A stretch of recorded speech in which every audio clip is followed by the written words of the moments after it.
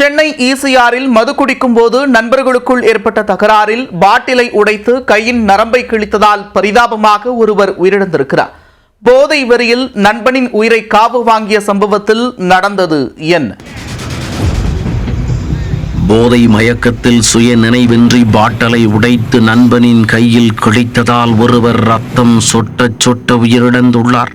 கூட சேர்ந்து குடிக்கச் சென்ற பாவத்திற்கு உயிரையே எடுத்த கொடூர நண்பனின் பின்னணி என்ன?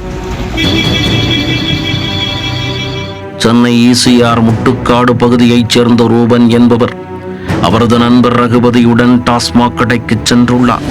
நீண்ட வரிசையில் நின்று போராடி மது பாட்டில் வாங்கியவர்கள் டாஸ்மாக் அருகே உள்ள சாலையோரம் அமர்ந்து மது அருந்தி உள்ளனர்.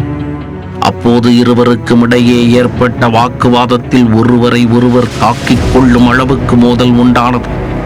அதில் ஆத்திரமடைந்த ரகுபதி கையில் இருந்த பாட்டிலை உடைத்து ரூபனின் கையில் கிழித்துள்ளார்.